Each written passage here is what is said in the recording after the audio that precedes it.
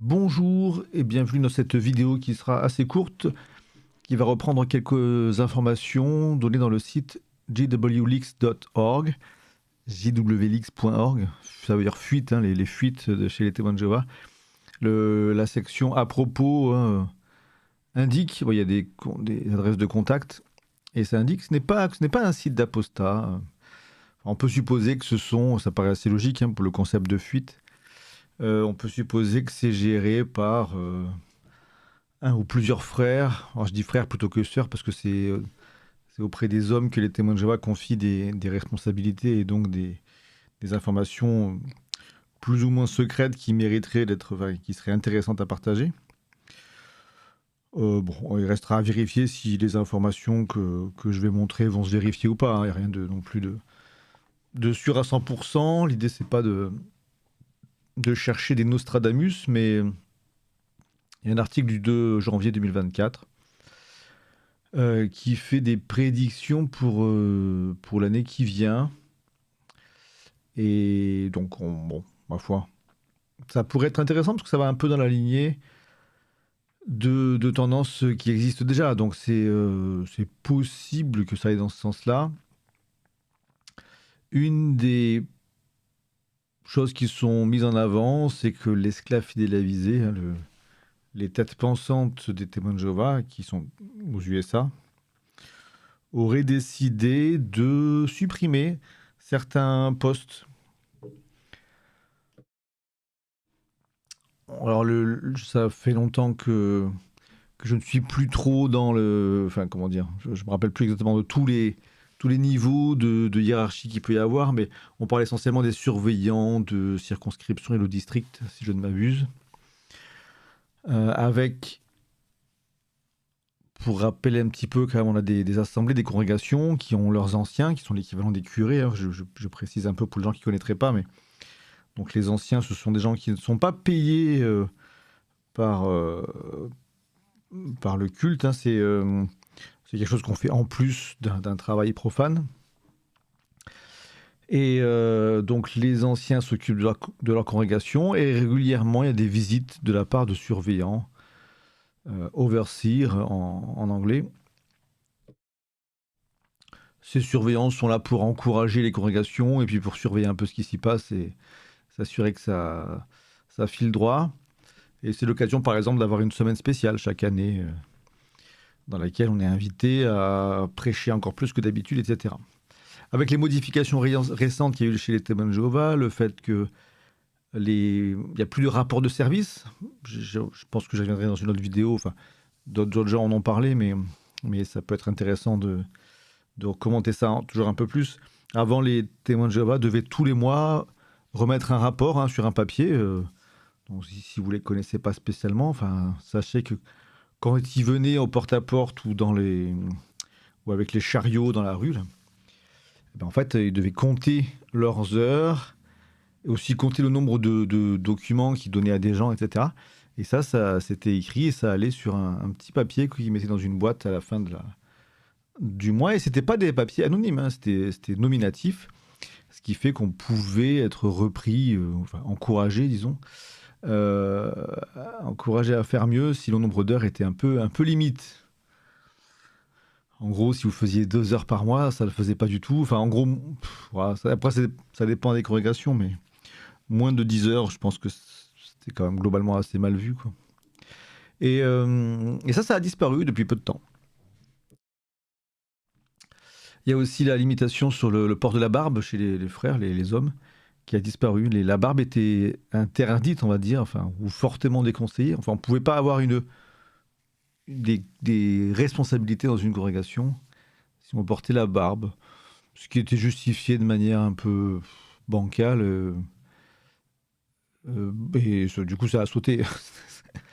La barbe est tellement à la mode maintenant, c'est compliqué d'attirer des gens avec ce genre d'interdiction. Déjà qu'ils interdisent les tatouages. Enfin, alors ça, j'ai déjà eu dans les commentaires des gens qui me disent mais non, les tatouages sont autorisés. Alors, si vraiment les témoins de Jéhovah ont changé à ce point-là, dites-moi hein, si aujourd'hui les tatouages ils sont autorisés, ça m'intéresse comme information. Ça m'étonnerait beaucoup, mais bon, peut-être. Ok. Donc il y a plusieurs niveaux hein, de surveillants.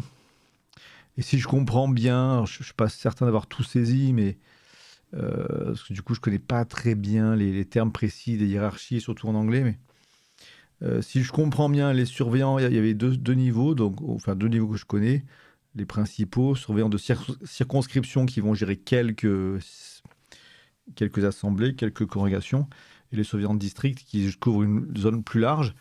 Il me semble que les surveillants de district vont disparaître. Enfin, c'est la prédiction qui est faite, on verra si ça arrive, mais dans cette vision, les surveillants de district disparaîtraient et il resterait peut-être les surveillants de circonscription qui auraient encore un peu de boulot, mais pour auditer et mener un peu les autres congrégations, mais ça resterait limité et il n'y aurait pas de défraiement, etc.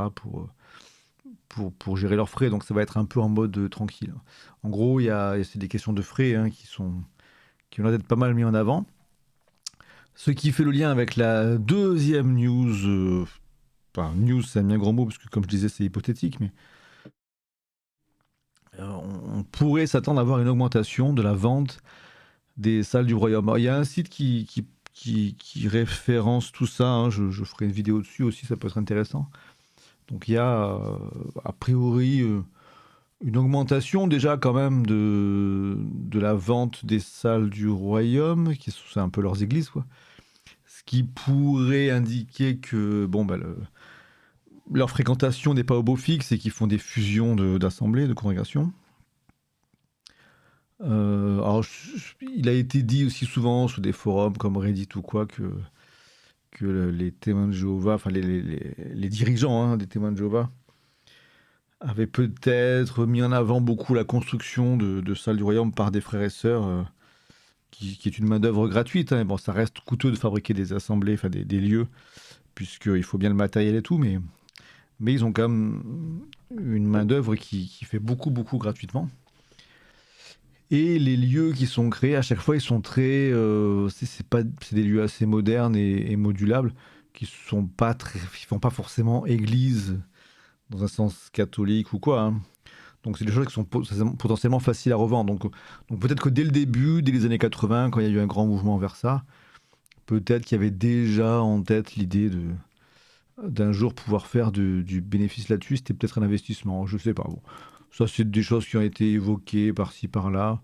Je ne saurais pas dire à quel point c'est vrai. Toujours est-il qu'il y a des ventes aujourd'hui de salles du royaume et qu'une des prédictions, ça serait que ça irait en s'accentuant. Ma foi, nous verrons cela. En tout cas, le site donc jwleks.org.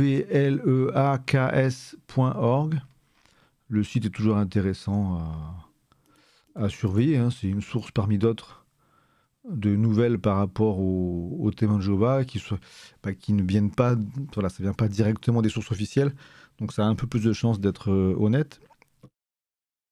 Si vous connaissez pas du tout ça, mais que ça vous intéresse, je vous encourage bien sûr à aller voir aussi le site officiel jw.org hein, sur les témoins de Jéhovah, et puis vous vous ferez une idée de ce qui se dit de part et d'autre, bien sûr.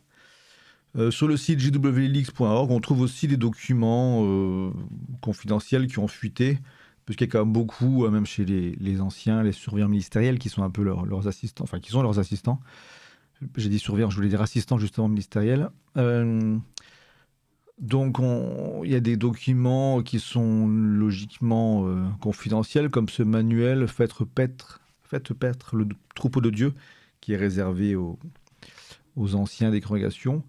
Et comme il y en a parmi eux qui sont quand même mentalement en dehors de l'emprise de la secte, pardon, ben certains ont sorti ces documents pour qu'ils puissent être consultables par tous et toutes. Et c'est notamment, ça a été au niveau historique assez éclairant au fur et à mesure des années, concernant par exemple la position de cette organisation par rapport aux menaces sur les enfants, etc. Voilà, et donc il y a ça concerne plusieurs pays, entre autres on a des documents en français. Je vais m'arrêter là sur ce sujet pour l'instant, mais on y reviendra. Si vous ne connaissez pas ce site, je vous encourage à y jeter un œil. À une prochaine fois. Au revoir.